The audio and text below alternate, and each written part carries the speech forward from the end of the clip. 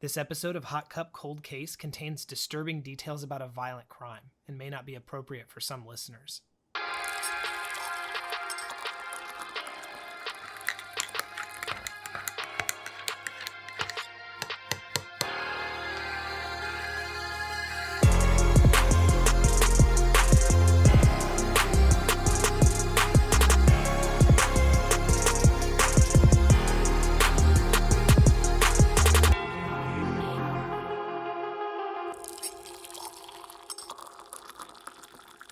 Hello, listeners.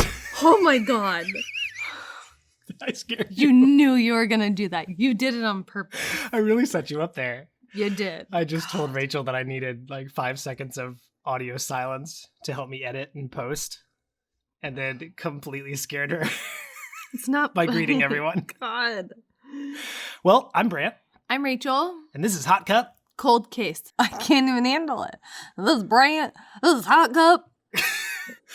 I guess Work on I it. have a little thicker accent than I No, you don't. I don't know where it's coming from. It just comes when I turn on the mic. It's only when you say that. You sound like someone who's about to auction something off. I'm serious. I suddenly turn into a southern auctioneer when I'm talking about crime. This is Hot Cup. Stop doing that. Make cup like I literally don't know how else to say up. it. Okay, 2 syllables. let's try this again. Thank God. I'm Brant, I'm Rachel. and this is Hot Cup. Okay, don't do that. I literally tried to change everything about myself in that moment. This is Hot Cup. Like, say it just, maybe I should say this is Hot Cup. Oh, let's try that. Okay. Let's mix it up. Yeah, okay. How do you start? I usually say my name. Oh, okay. Oh, I'm Rachel, I'm Brant. and this is Hot Cup. Cold Case. God. Now I've got my true crime You even docu-series did. voice. Yeah, you even did your face like that. Cold case. That was the smolder. It's going for the smolder. Yeah, it didn't work on Rapunzel. It's not working on me. We're going to share 2 things with you that keep us up at night. And the first is a hot cup of caffeine, and the second is a cold case. And tonight we have an extra special show for you because both of us have a couple cases that have so many details. We've decided to split it up betwixt. What? Amongst. Among? Amongst is right. Amongst 2 episodes. So I'm going to share a cold case, but I'm only going to share part 1 tonight. And then you're going to share a closed case with us, but only the first part of that case as well. So there won't be much closure with this episode. Yeah, sorry about that. But then we'll have a fun mugshot story to share with you at the end. And then in the next episode, we're going to wrap up both of these cases. You may notice Kelsey isn't with us tonight. She's missing. But not really missing, so don't get worried. Not up and vanish missing. Not Payne Lindsay missing. She is just busy with a prestigious college program. And it may be a little while before she's back on the show. Kelsey is very smart, and she's just hilarious. You know what? Since she's gone, let's just turn this into an audio dating profile for Kelsey Yes, okay. and get her a man. Well, she's very smart. She's tall. She's hilarious. She's beautiful. She's reliable. She's punctual. I don't know who's going to keep me on my bouncy ball now. Or eat cough drops with me. Yeah, the bouncy ball. It's become quite the character. It often interjects its own audio as well. Also, on a very serious note, my dad was diagnosed with cancer this past week. And it wasn't like they diagnosed him and then we came up with this treatment plan. It was like he went into the hospital for some health complications and his kidney shut down and he couldn't leave the hospital. They discovered this giant cancerous tumor in his body and had to remove his kidney through emergency surgery. My dad was scared and I was scared. It was just a wild week. It was a roller coaster of emotion. Yeah, for sure. One day dad was fine and then the next day he was dying and they had to get this cancerous kidney out of him. But he is on the mend. He is recovering. Initial scans have shown that he's cancer-free for now, and I'm just praying that he stays that way. And I have never been so scared and never prayed so hard in my life. And I am just so thankful. Well, and we're really thankful because we know a lot of cancer cases don't work like that, and they don't even find it that soon. We're very thankful for that. It was a miracle for us. Yeah, I'm so thankful for the doctors. So thankful that we found it when we did. So thankful for the reports that say he's cancer-free. And we go home to Texas every year for Christmas, and I am so excited to get home this year and just wrap my arms around my dad. For those of you who don't know, well, his dad looks like just the older version of him, and they both laugh the same, and it's loud and it's hilarious, but you never want to see a movie with them together. It's just wheezy laugh central. So true. Yes. It's so true. They're cute though. We're adorable. So, Rachel, you had something scary happen to you this week as well. Oh gosh. You want to tell us about it?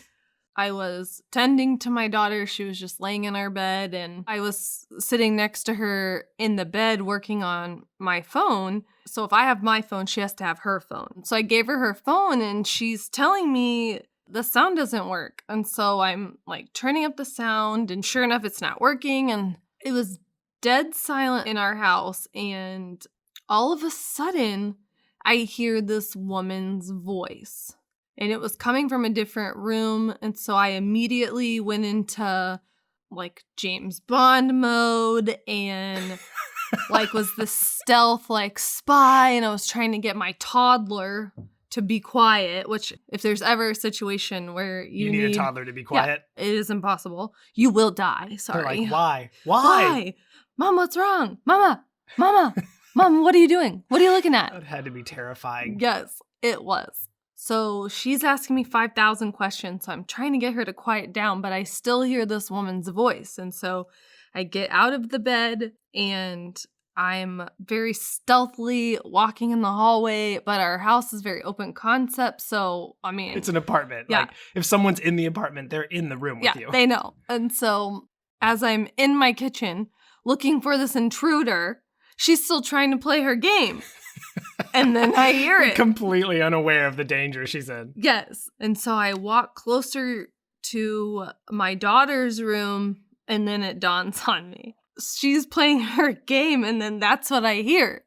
Is the girl on the game talking through the Bluetooth speaker. So the voice was coming from her room yes. because the Bluetooth speaker was still in there. Yes. And it was so disturbing. My heart was racing. Oh man, I thought I was going to have to go James Bond on someone.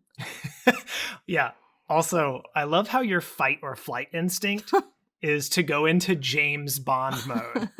Because that is definitely not my fight or flight instinct. I try to channel Jason Momoa when I'm scared, but I think I just come off as angry emu. Oh my god. You don't want a piece of this. Yeah, no one wants a piece of that, I'll tell you. You don't want all 100 pounds of me coming at you. Oh, we have an episode of the podcast coming up where we want to share listener stories of the scariest thing that has ever happened to you. So if you love the podcast and maybe there's something scary that's happened to you and you want us to share it, please send it to us. We've had a few come in so far, but we still need more to put together a full episode. And we're going to share some of the scariest things that we've ever experienced on that episode as well. So, well, and even if it's, it happened to your mom or your aunt or someone, like, if we'll change the names if you want. Oh yeah, we'll change the name. You can make up whatever alias you want. How about that? Yeah. Share your story with us. Send it to hotcupcoldcasepodcast@gmail.com. Or you can DM us on Facebook or Instagram. We're super excited about that episode and can't wait to share it with you. So, Rach, are you ready for a cold case? I am. I'm super excited about this two-parter we have. Let me give you a clue. Yes, I've been waiting for my clue. All right. The cold case I'm going to share with you has actually caught the attention of Netflix. No way. Who recently wrote a 7-figure check for the rights to create a film adaptation of this story. Well, if I like the story, it looks like we're getting Netflix again. I know we just canceled that for Disney Plus. But if they make a movie on this story, they would be the first one. And I think we'll have to. What? You just spit. It got all the way over here. It's so gross. Sorry. It went over my computer and came over here on my side. We sound like a true married couple right now. Yeah, we do. So I like what you said there, but can you not spit when you say it? So when Netflix releases this movie, it's going to be a thriller. I'm excited. Yeah. Okay, well, let's get into it. All right. This is the cold case of the Watcher House.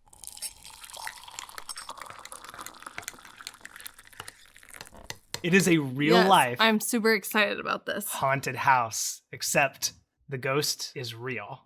Oh, yeah, it's so disturbing. Let me introduce you to the Broaddus family. Derek Broaddus grew up in Maine, but had worked his way up to becoming the senior vice president of an insurance company in Manhattan. And he was married to Maria, and together they had 3 kids, 5, 8, and 10 years old. So in 2014, this is just a few years ago from the date of this recording, just after Derek's 40th birthday, he and his wife Maria decided to look for a home in Westfield, New Jersey, because Maria had grown up there. And Westfield's about 45 minutes from New York, where Derek was working. And at the time, NeighborhoodScout.com ranked the town of Westfield, New Jersey as the 30th safest town in America. Oh, wow. Yeah, isn't that wild? Yeah, that's crazy. Just for kicks, I looked up our town on NeighborhoodScout.com. Oh, no. And would you like me to share the crime report with you? I would not, actually. For those of you who don't know, we live just north of Detroit. And so... did you look up our actual city or Detroit? This is the crime report for our town. Okay. Our yay. little town. Okay. North of Detroit. And I was not surprised, but also very surprised. Okay. The first thing that comes up when I plug in our town on NeighborhoodScout.com is a safety scale. Oh, no. That ranges from 0 to 100, with 100 being the safest. Okay. As in, like, if you have 100, you are 100% safe. Okay. Okay? Do you want to know what our town scored? No. Or why don't you just guess? I don't want to. 12? Lower. No! Our town is so safe, though. Lower. No, like 3? Okay, no, higher. Oh, great. 8? Yes, we got an 8. Oh my gosh. Not bad. Oh my god. And this is a quote from the report. I'm just going to say your town instead of using our actual town name, just in case any of the crazy people who apparently live all around us are listening. It says, your town has one of the highest crime rates in America compared to all communities of all sizes, from the smallest towns to the very largest cities. One's chance of becoming a victim of either a violent or property crime here is 1 in 23. Within Michigan, more than 96% of the communities have a lower crime rate than your town. Oh my gosh. I know. And then it goes on to say, from our analysis, we discovered that violent crime in your town occurs at a rate higher than in most communities. Oh, that's great. Of all population sizes in America. That's great. The chance that a person will become a victim of a violent crime in your town, such as armed robbery, aggravated assault, rape, or murder, is 1 in 379. Oh my gosh. On average, your town experiences 121 crimes per square mile. Oh, Lord. If that doesn't keep you up tonight, I don't know what will. Thank you for that. Yeah, Thank so you. If you need a reason to stay awake tonight, just look up your town on NeighborhoodScout.com. Oh my gosh. However, even if you are the 30th safest town in America, like Westfield, New Jersey in 2014, it doesn't mean you're safe. Back to the Broaddus family. So the house that they end up falling in love with in Westfield, New Jersey is located on the Boulevard, which is a very prestigious neighborhood. It's an idyllic street with $1 million homes. And there's trees that line this very wide road. And it's just very beautiful. And 657 Boulevard was especially magnificent because it was a 110-year-old house that was listed for $1.3 million at the time. And the Broadduses just fall in love with it. And so they purchased the home from John and Andrea Woods.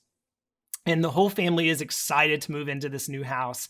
And the three kids actually began discussing which of the house's chimneys Santa Claus would come down for Christmas. Which, by the way, I have never lived in a house that had more than one chimney. So we never had this conversation. But I actually just thought of something. Our apartment doesn't have a chimney. So how are we going to explain to our daughter that Santa gets in? The back door. I mean, if he's magical enough to fly around the whole world and go down people's chimneys in one night, then he can for sure get the back door open. Well, I was thinking about telling her that we sent Santa a copy of our house key when we sent him her Christmas list. Okay, that's even more creepy. More creepy than him breaking and entering while we're sleeping? He's not breaking and entering. He's magical. How do chimneys just magically fit his ginormous bulge? His ginormous... Oh, I meant... That was the dirtiest... I meant belly and all the presents. Oh, God. You're not going to edit that out, are you? I hate you so much already. I didn't mean it like that. I'm dying. I'm dying. I didn't mean Between it like Payne that. Lindsay and Santa Claus, it's a real close race for Rachel's affection. Shut up. That's not what I meant. Oh, my God. Well, if you guys have any ideas... Oh, gosh. Of how Santa can get into a house that doesn't have a chimney, we need your help. Without breaking and entering. Yes. Help us to explain this to our daughter in the least creepy way possible. I don't think she cares, though. You know what? She's already decided that there's something wrong with Santa. Rach took her to go sit on Santa's lap. Yeah. And she refused. And we didn't force her either because we're like, you know what? This feels just wrong. kind of weird. Forcing a small child to sit on a strange man's lap. Back to the Broadduses. So in June of 2014, after closing on their house, the Broaddus family hired a team of local contractors to begin $100,000 worth of renovations at the property. That's a lot of renovations, I feel like. Yeah, I mean, it was a 100-year-old house, so there's probably some updating that needed to be done. And they even spent time at the house themselves doing some of the work and getting to know their neighbors while their three kids would play in the backyard. So one night, while Derek is painting all alone at the house, he goes outside to check his mailbox and finds a few bills. And as he's flipping through the mail, he comes across a mysterious envelope with no return address. Inside, he finds a letter that was simply addressed to the new owner. Buckle up. I'm going to read you this letter. Dearest new neighbor at 657 Boulevard, allow me to welcome you to the neighborhood. How did you end up here? Did 657 call to you with its force within? 657 Boulevard has been the subject of my family for decades now, and as it approaches its 110th birthday, I have been put in charge of watching and waiting for its second coming. My grandfather watched the house in the 1920s, and my father watched in the 60s. It's now my time. Do you know the history of the house? Do you know what lies within the walls of 657 Boulevard? This is so creepy. Why are you here? I will find out. I see already that you have flooded 657 Boulevard with contractors so that you can destroy the house as it was supposed to be. Tisk, tisk, tisk. Bad move. You don't want to make 657 Boulevard unhappy. I asked the Woods, who was the previous family that lived at the home. Okay. I thought he was just talking about like the woods. Yeah, I know. Now he's also talking to an area. This is great. Yeah, I feel like I needed to clarify that. I asked the Woods to bring me young blood, and it looks like they listened. You have children. I have seen them. So far, I think there are 3 that I have counted. Are there more on the way? Do you need to fill the house with the young blood I requested? Better for me. Was your old house too small for the growing family? Or was it greed to bring me your children? Once I know their names, I'll call to them and draw them to me. Who am I? There are hundreds and hundreds of cars that drive by 657 Boulevard each day. Maybe I'm in one. Look at all the windows you can see from 657 Boulevard. Maybe I'm in one. Look out any of the many windows in 657 Boulevard at all the people who stroll by each day. Maybe I am one. Welcome, my friends. Welcome. Let the party begin. Okay. And the letter was signed, The Watcher. No. No, we would be moving. Right then. Right? That is so disturbing. I know. This sounds like a movie. Yeah, it does. It literally does. I'm looking at the Zillow listing for this house. Holy cow, it's beautiful. It's a gorgeous Beautiful house. Man, Yeah. it's beautiful. It's a gorgeous house. No, nothing ain't that beautiful. We'd be gone. I'd be like, everybody pack it back up. Would you rather live in a haunted house with real ghosts or a house you knew was being watched by a real creeper? Maybe If you I would had go to pick for one. the ghost part. Really? Yeah, because people would be crazy. I think I would rather be watched. And the reason why is because I don't know about that. I can't just arm myself against something ghostly. No, we would just be praying. I'd just be screaming really loud. Yeah, all we do, we gotta pray. We gotta Go into use James some Bond mode. anointing oil on the what's it called? The door frames? No. We turn into Medea when we're scared. Hey, we Like, have I that just stuff get, taken care of. I just get really loud. You just get really spiritual. Let's do it. I don't feel like I'm qualified to deal with a paranormal threat, but if it's a real person, I feel like I'm still able to defend myself in some way, looking like an angry emu or something. Plus, if I'm being watched, like, let's just be honest, the only thing someone's going to catch me doing is watching old episodes of Even Stevens on Disney+. Yeah, but still, people are crazy, especially if you have kids. Yeah, it's the threat to the kids Mhm. that would have done it for me. I would have been out of that neighborhood so fast. Nothing is worth risking my kids. Mm-hmm. Well, Derek immediately raced around the house, turning off all the lights so no one could see inside. And then he called the Westfield Police Department. An officer was dispatched to the house, and Derek presented him with the ominous letter. The officer shared Derek's concern and asked if he had any enemies, but Derek told him he couldn't think of any. Mm-hmm. So the officer files a report, and Derek rushes home to tell Maria about this letter. And that night, they decide to reach out to the previous owners of the property, who the Watcher had mentioned, Right. John and Andrea Woods, and ask them if they had any idea who the Watcher could be and why he or she was obsessed with their house. So the Woods said that in the 23 years they had lived at 657 Boulevard, they had never once received any kind of letter from someone calling themselves the Watcher. That is, they said, until just a few days before they moved out. John and Andrea remembered receiving a similar letter from an anonymous writer claiming their family had watched the house for years and thanking them for taking care of the property. They said the letter seemed more strange than threatening, and they simply dismissed it considering they had lived in that house for 23 years and never had any problems. So the Woods said they rarely even locked the doors, which I don't even know. No, we're in 2019. I I'm know. sorry. I don't even know what it's like to go to bed without locking all our doors.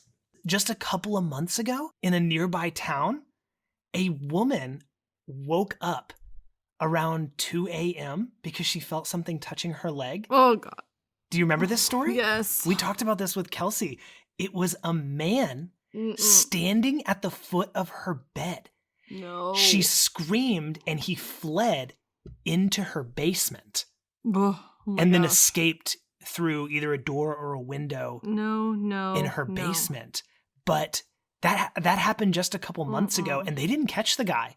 And it sounds to me like he's escalating. Yeah. If he's not only intruding or breaking into homes, but now he's like reaching out and touching people. Yeah, he as used they're to just be sleeping. a peeping Tom. Ugh. Yeah, no, it's so disturbing. Yeah, no. So upon hearing the Woods story, Derek and Maria asked them if they would accompany them to the police station to help them file a report, and the Woods agreed. Detective Leonard Lugo was assigned to the case.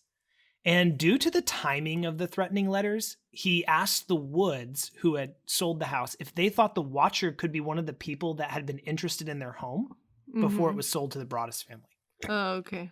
But the Woods told him that there was only a couple interested people, one who had backed out because of an unfortunate medical diagnosis, and another who had already moved on and purchased another house. The Woods then shared their belief with Detective Lugo that the watcher's mention of the ongoing renovations and the Broaddus family's children might suggest that it was someone living in the neighborhood. Yeah, like a neighbor.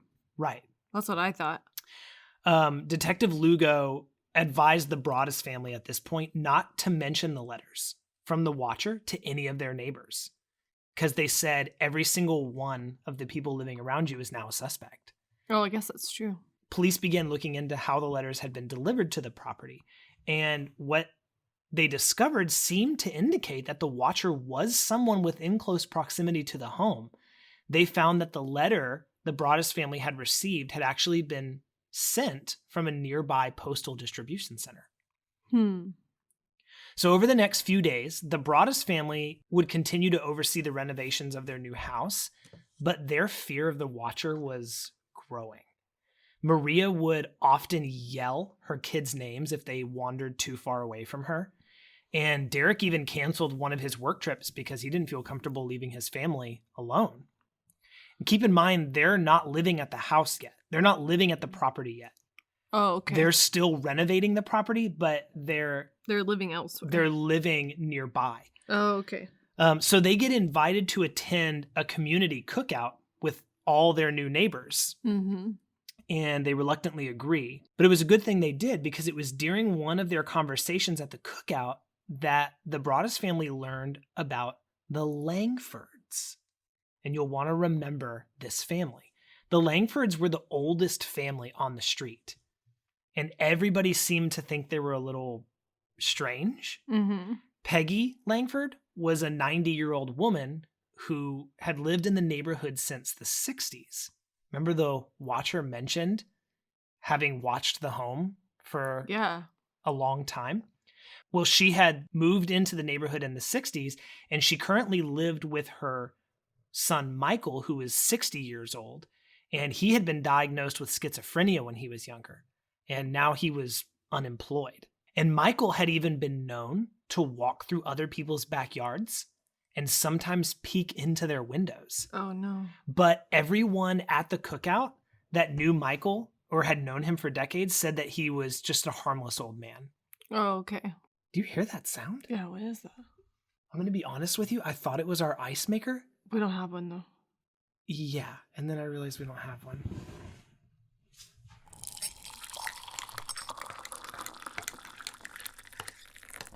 Okay, we're back. Sorry.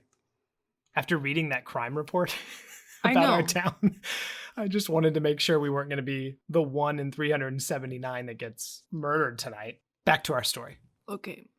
So, after hearing about the Langfords' history in the neighborhood and remembering how the watcher had claimed that his or her family had been obsessed with the house for decades, Derek becomes convinced that the Langfords have something to do with this ominous letter that his family had received, and he contacts Detective Lugo. So a week later, Detective Lugo asks Michael Langford, the 60-year-old man who had been diagnosed with schizophrenia and was unemployed, he asks him to come down to police headquarters for questioning, and Michael did. But Michael claimed that he didn't know anything about the Broaddus family's mysterious letters, and Lugo didn't have any evidence. He just wanted to talk to him. Several days go by, and Maria decides to stop by the new house to look at some paint samples and get the mail. Her blood runs cold when she opens the mailbox and finds a second letter from the watcher waiting for her. And this is that letter. Welcome again to your new home at 657 Boulevard.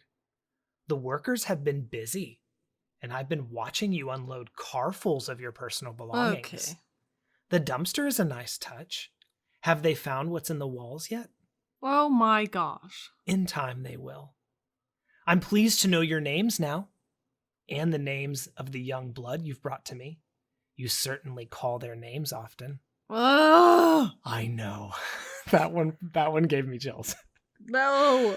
The letter goes on to inquire about Derek and Maria's daughter specifically, whom the watcher had observed using an easel on the porch, and asked, is she the artist in the family? No. The rest of the letter went on to say, 657 Boulevard is anxious for you to move in. It has been years and years since the young blood ruled the hallways of the house. Have you found all of the secrets it holds yet? Will the young blood play in the basement? Or are they too afraid to go down there alone? I would be very afraid if I were them. It is far away from the rest of the house. If you were upstairs, you would never hear them scream. Ah. Will they sleep in the attic? Or will you all sleep on the second floor? Who has the bedrooms facing the street? I'll know as soon as you move in. No. It will help me to know who is in which bedroom. Then I can plan better. Oh my gosh. Okay, no, we would never move in. Oh, there's more. All of the windows and doors in 657 Boulevard allow me to watch you and track you as you move through the house. Who am I? I'm the watcher. And I've been in control of 657 Boulevard for the better part of 2 decades now. The Woods family turned it over to you. It was their time to move on and kindly sold it when I asked them to. I pass by many times a day. 657 Boulevard is my job, my life, my obsession. And now you are too, Broaddus family. Oh my gosh. Welcome to the product of your greed. Greed is what brought the past 3 families to 657 Boulevard, and now it has brought you to me. Have a happy moving in day. You know I'll be watching. No. I know. No. I No. know. I'm not going to be able to sleep tonight. Oh my gosh, that's so disturbing. The part about him saying he knows the children's names because he No. heard Maria yelling them No. means he was within earshot. I know. No. Yeah. So Derek and Maria immediately called Detective Lugo, who came out to the house. And they wanted him to come out because they wanted to show him the easel on the front porch, which had been mentioned in the letter. And they wanted to point out just how difficult it would be to see that easel from the street due to the property's trees. So Detective Lugo suspected that someone may have been watching their daughter either from behind the property or possibly from right next door. Ugh. But either way, Derek and Maria immediately stopped bringing their children by the new house. And it was at this point that they began to reconsider whether they should move in at all. A few weeks go by, and then one day, a third note appears. No. I'll read this one now. Oh, please don't. And you have the creepiest, reading voice. So thank you for that. Would you like me to read it in my southern drawl? No. It would make it less creepy, so maybe. All right. Letter 3. Where have you gone to? 657 Boulevard is missing you. Why does he keep saying the address every single time? Give it He's- a nickname or something. Yeah, like my precious. Yes. I mean, that's the only thing that would make this creepier. I guess he wanted them to know. I mean, it was definitely meant for this house. Yeah, I guess that's true. He goes on to say, he or she goes on to say, 657 Boulevard is turning on me. It is coming after me. I don't understand why. What spell did you cast on it? It used to be my friend and now it's my enemy. I am in charge of 657 Boulevard. It is not in charge of me. I will fend off its bad things and wait for it to become good again. It will not punish me. I will rise again. I will be patient and wait for this to pass and for you to bring the young blood back to me. Remember that they wouldn't let the kids come to the house anymore? And then the writer goes on to say, 657 Boulevard needs young blood. It needs you. Come back. Let the young blood play again like I once did. Let the young blood sleep in 657 Boulevard. Stop changing it and let it alone. No. It just sounds No, crazy. this person's a loon. Oh, for sure. So police collected the Watcher's letters and submitted them for a DNA analysis. But Derek was tired of living in fear, so he actually decided to take matters into his own hands and hire a private investigator. Yeah. But that's when police uncovered something interesting.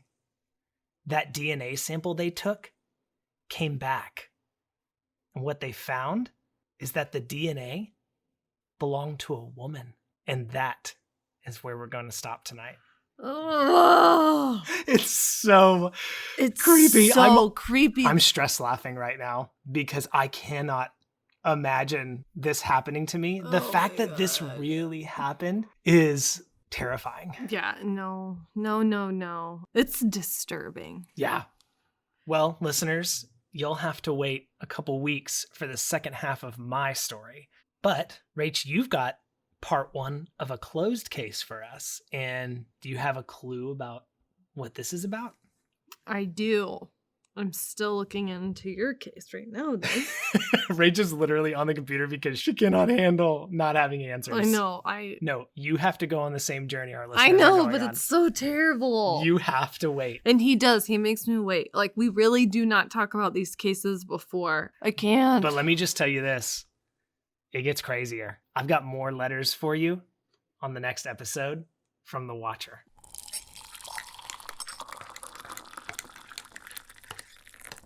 So tonight's case is about an off-duty police officer who mistook a 26-year-old man's apartment for her own. This is the murder case of Botham Jean in Dallas, Texas. Yes, this is the case of the woman who claims she accidentally murdered her neighbor. Yes. On September 6, 2018, a black 26-year-old man, Botham Jean, was sitting in the dark on his couch eating vanilla ice cream while he watched TV. It was an ordinary night for him in his upscale downtown Dallas loft. That was an ordinary night for him? Yeah. That sounds like a great ordinary night. Sitting in the dark with some ice cream. It started out really ordinary. Oh yeah, I know where this is going. It's about to get real dark real quick. So as he sat and he ate his ice cream, he heard someone open his apartment door and started yelling commands at him. As he got off the couch and tried to make sense of what was going on, he was shot twice in the chest. The shooter was 30-year-old off-duty Dallas police officer Amber Geiger. Geiger had just left a 14-hour work shift and claimed she walked up to what she thought was her apartment door and put the key fob in the door but noticed it was slightly ajar. She then drew her weapon and went inside. She saw a silhouette not knowing it was Jean and ordered him to put his hands up, but instead, Jean started to get up from the couch and we think had intentions to walk towards her. Geiger claimed she feared for her life and fired 2 shots at the man, hitting him in the chest.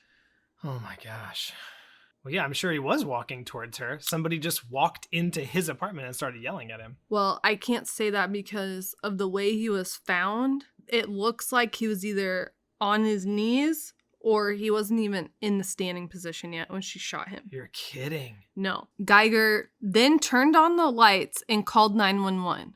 As the dispatcher is asking for her address, Geiger, realizing the things in the apartment were not hers, she walks outside the door and checks the apartment number and realizes she's in number 1478 and her apartment is directly beneath Jean's apartment at 1378.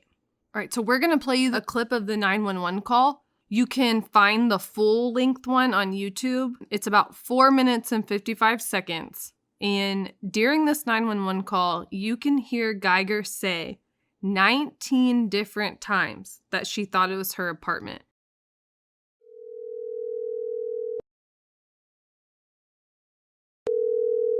Get up, man. Dallas 911, this is Carla. Where's your emergency? Hi, this is an off-duty officer. I need EMS. I'm in number. What's your I'm address? Do you need police as well or just EMS? Yes, I need both. Okay, what's the address? I'm at apartment number 1478. I'm in 1478. And what's the address there? It's 1210 South Lamar, 1478. Yeah. What's going on? I'm an off-duty officer. I thought it was in my apartment, and I shot a guy thinking it was my apartment. You shot someone? Yes, I thought it was my apartment. I'm fucked. Oh my God. I'm sorry. Okay, and where are you at right now? I'm in. What do you mean? I'm inside the apartment with him. Hey, come on. What's your name? I'm Amber Geiger. I need to get me. I'm in. Okay, we have help on the way. I know, but I'm gonna lose my job.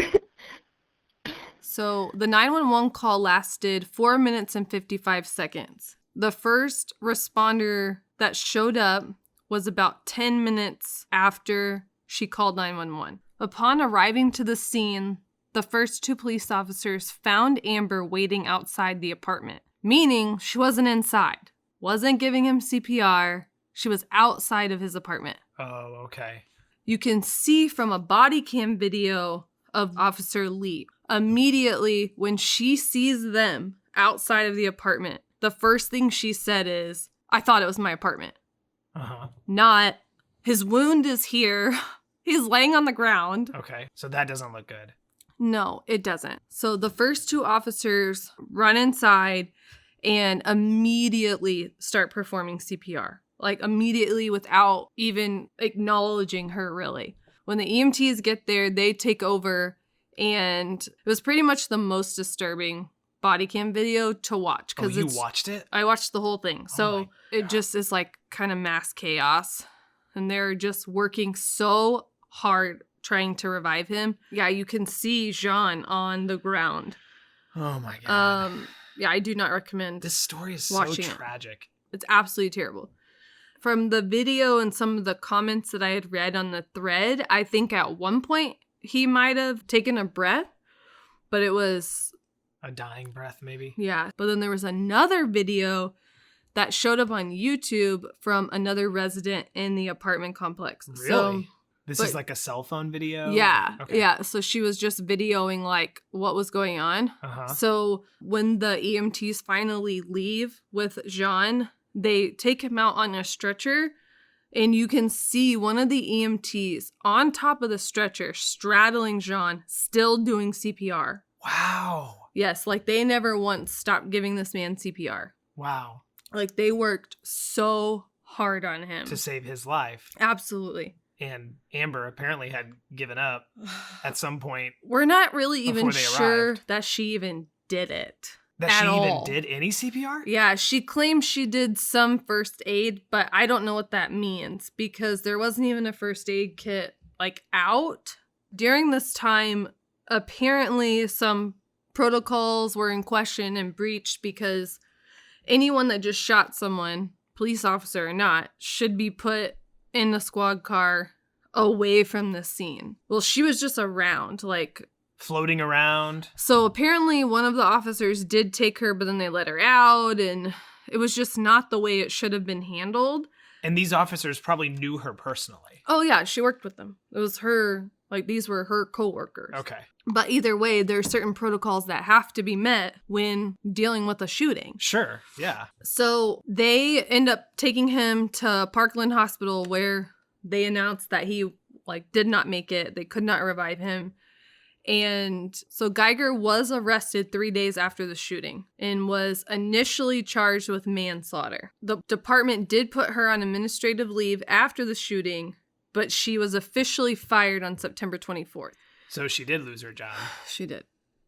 So I want to talk about the victim, Botham Jean, who went by Bo. He was 26 years old, was a St. Lucia native who was a devout Christian and had an incredible voice. Oh, really? Incredible. You can find some YouTube videos of him Really? singing, and he sang in the church choir. And he also was a top accountant for one of the top 3 accounting firms in Texas. But he was just loved by everyone. I mean, 1,500 people attended his funeral. Wow. Yes. I just want to focus on the victim because he was such an amazing man, and I think sometimes that gets lost when we're telling a true crime story. We're so focused on the villain. Yeah. But he was an awesome man. That's so sad. I know. So I want to break down a few things about the case because this case was so controversial. Number one, because Bo was a black man and Geiger was a white police officer. So up until this point, everything you've told me about the case, I remember hearing in the news.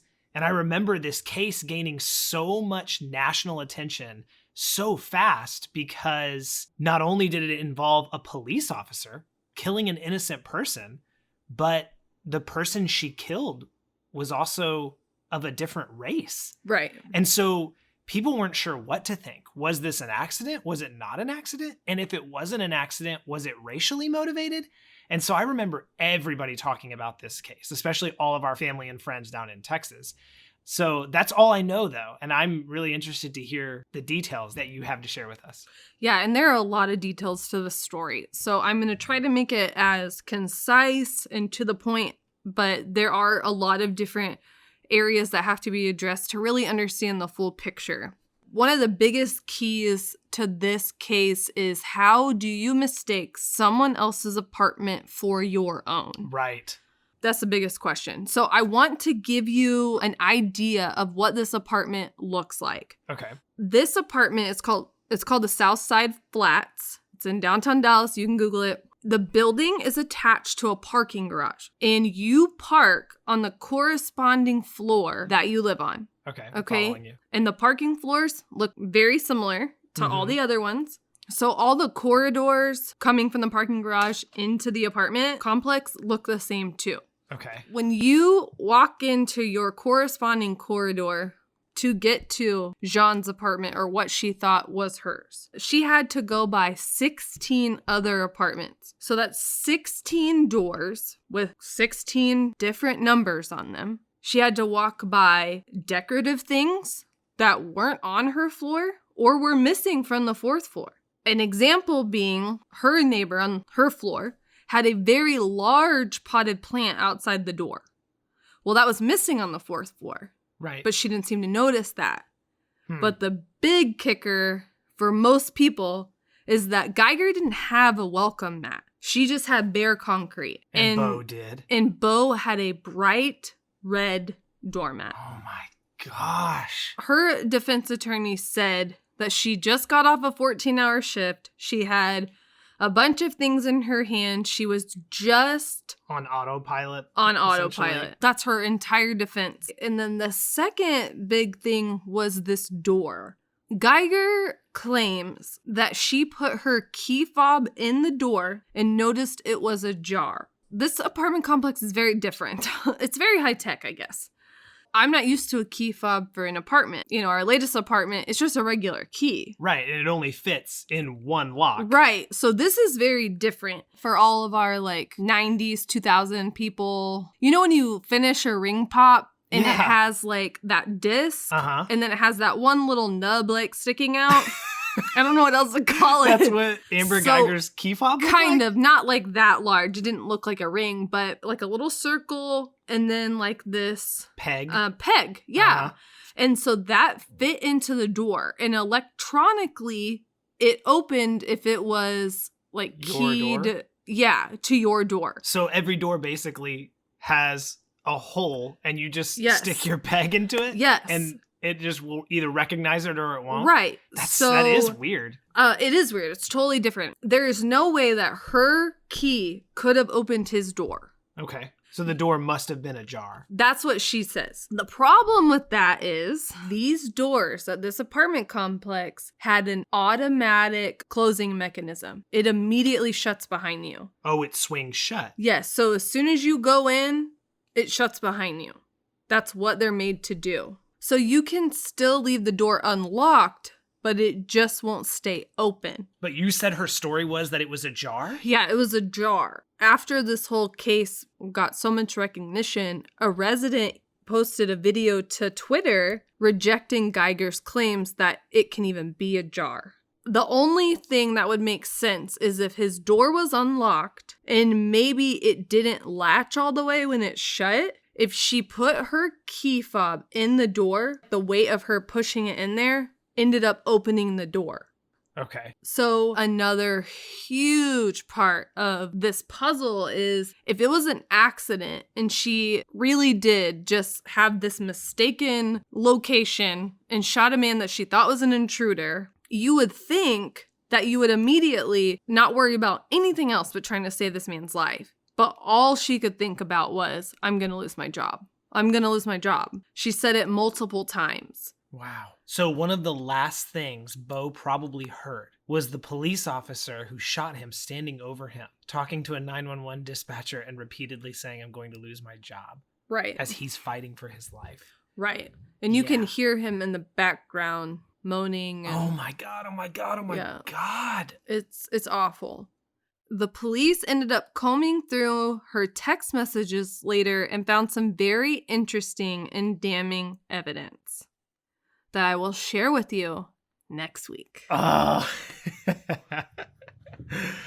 Well, if you're not already subscribed, now is a great time because you're not going to want to miss the second part of this.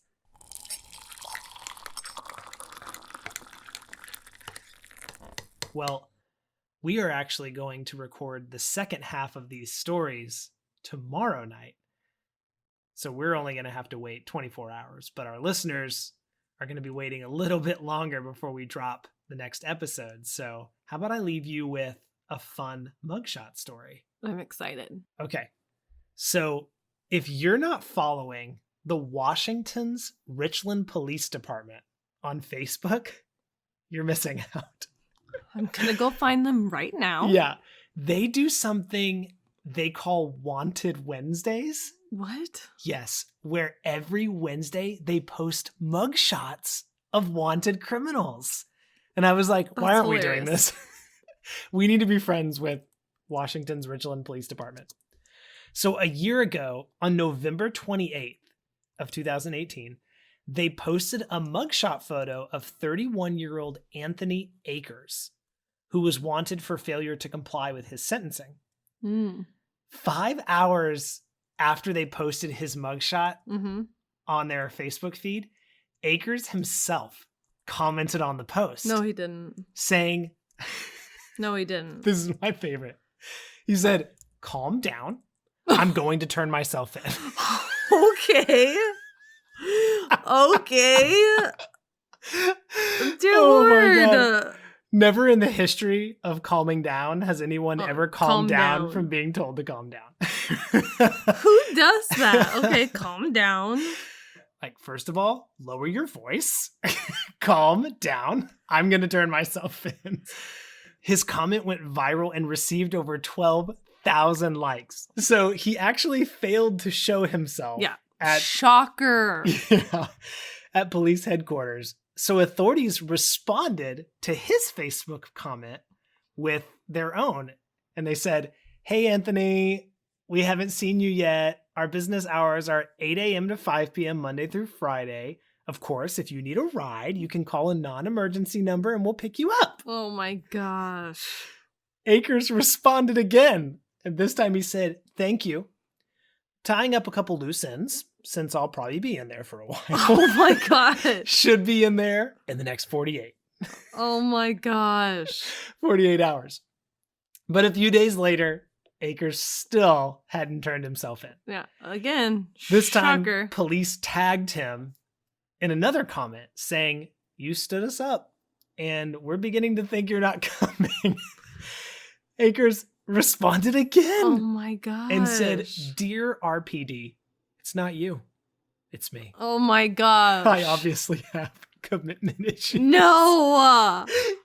He said, I apologize for standing you up, but let me make it up to you. I'll be there no later than lunchtime tomorrow. I know you have no reason to believe me after what I did to you, but I promise that if I don't make it on my own by lunchtime tomorrow, I'll call for a ride to assist me with my commitment issues. Thank you in advance to your response if you are patiently giving me another chance with us. I know I don't deserve it. P.S. You're beautiful. What? Kissy face emoji. Oh my gosh. This guy is trolling the police. The comment thread lit up with people commenting simply so they could follow this exchange. And the next day, Akers actually posted a photo of himself standing at the entrance of police headquarters. And the caption simply read, "Here for our date, sweetheart." And little snort emoji. Did he go in? He went in. Wow, and good turned job, himself buddy. in. I know. He turned himself in, but he didn't turn his life around. Oh, no. Yeah, I actually found a recent news article that reports Akers was wanted again a few months ago, this time for felony charges. Oh, Akers. But he didn't turn himself in. He actually attempted to flee authorities, and they actually tracked him down thanks to an anonymous tip and arrested him. So Oh, man. Akers is back in jail, and it looks like his relationship status with police on Facebook is complicated. Oh, my gosh. This is hilarious. I know, right? I'm trying to find him now. Oh, you can find this Facebook thread. If I already liked it. I'm already following it. I've already seen all the Wanted Wednesdays. I'm just So- trying to find his because there's not like this little search option. You can actually filter the comments by most relevant, and Anthony Akers, because it received do the most that? likes, will populate at the top. So listeners, if you have not yet followed Washington's Richland Police Department on Facebook, you can find them by simply Googling Anthony Akers and Richland Police Department, and you can actually go see the mugshot. We'll post it on our Instagram as well, and you can read all the comments there. And while you're at it, you can follow us on Instagram or Facebook at Hot Cup Cold Case Podcast. And it would be super great if you could like us, follow us, give us 5 stars. Whatever options are available, we would so appreciate all the best ones. Yeah, we've already received some amazing reviews. You guys are too kind. Another way that you can really help the podcast if you're enjoying it is by sharing it with your friends. We appreciate that. Yeah, we want to bring you more listener story episodes in the future, as we mentioned earlier. But in order to do that, we need more listeners. So sharing it with your friends is a great way to bring new listeners to the podcast. And we'll have the second part to these stories for you soon. But until then, if you ever need your mug filled, Or your spine chilled. this is Hot Cup. Oh, gosh. Cold case. Oh, my God.